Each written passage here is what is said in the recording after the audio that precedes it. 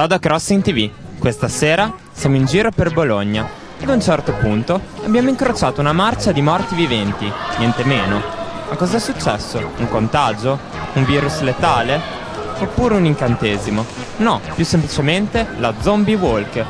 Una marcia in cui tutti i partecipanti sono rigorosamente travestiti da zombie, che si spera semineranno il terrore per le vie di questa città.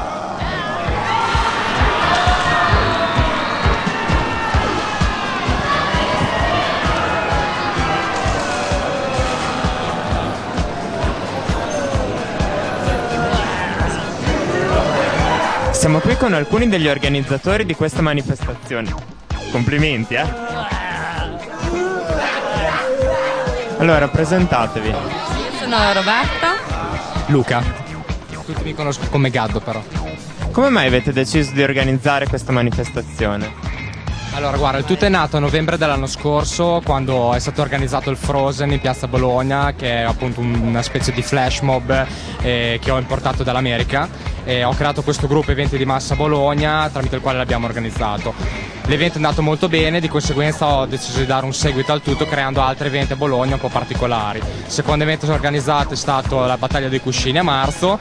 Dopo quella lì ho cercato un po' di ragazzi in giro che volessero creare qualcosa di un pochettino più diverso e coinvolgente, particolare. Di conseguenza ho trovato un po' di pazzi in giro che mi hanno dato una mano a fare questo Zombie Walk.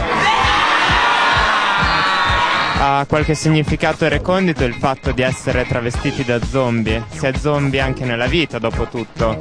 Vuoi rispondere tu a questa domanda? È molto... Io posso chiamare a casa, vero? Giro la ruota. Esatto, compro una vocale. Sì, no. No, guarda, io personalmente non ho nessun motivo particolare. Mi è piaciuto l'evento in sé per sé, perché comunque andava al di là di le classiche serate magari che si fanno a Bologna, in discoteca, party, fuori, le bevute, così. Abbiamo detto facciamo qualcosa di diverso, vediamo come riuscire a coinvolgere la gente in maniera diversa e vediamo che dall'affluenza è piaciuto molto. Quale sarà il prossimo evento che organizzerai? Il prossimo evento non lo so ancora, ho qualche idea, ma preferirei coinvolgere il gruppo, i ragazzi del gruppo, quindi lasciare spazio aperto alle nuove idee. Magari fare una battaglia di tortellini, so che è uno spreco, quindi magari ci mettiamo qualcosa di diverso. Grazie mille. Un saluto zombie.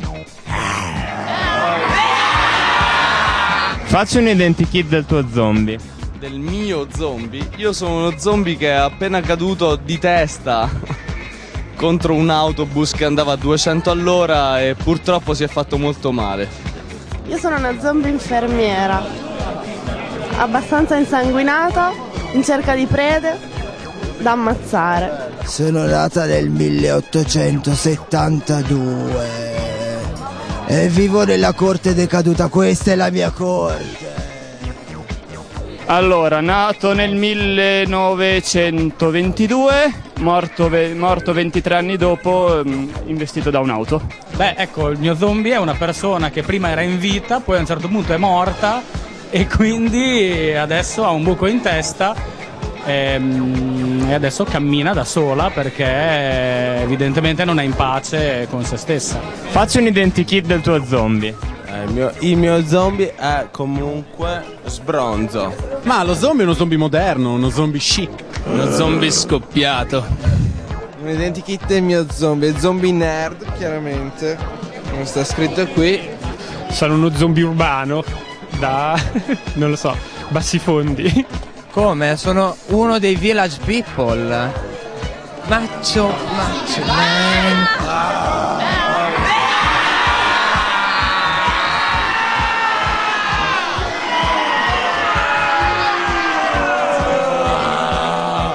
Ma tu ti senti uno zombie anche nella vita reale? Quando è che ti senti uno zombie? Uno zombie? Un po' col sabato sera e la domenica mattina soprattutto. Sempre, quando sono incattivita e... Sempre. Io basta che guardo il mio MySpace, sono zombie anche lì proprio. La mattina e la prima mezz'ora a lezione. Quando mi alza la mattina, principalmente, sì. Quando mi sveglio al mattino. Tutte le mattine. Non devi studiare. Nella vita reale, quali sono i momenti in cui ti senti più zombie? Mai, in realtà. Sempre. Sempre, dai. Sempre. Facciamo sempre. Quando sono in ufficio? mi sento un po' morto dentro. Probabilmente quando si hanno poche motivazioni e quindi ci si trascina nella vita andando avanti così senza scopo, ecco. Però i momenti esatti non mi vengono in mente, ecco. Dopo aver seminato il terrore per tutta Bologna, la marcia degli zombie è arrivata a destinazione. E anche i vostri inviati hanno subito un piccolo danno.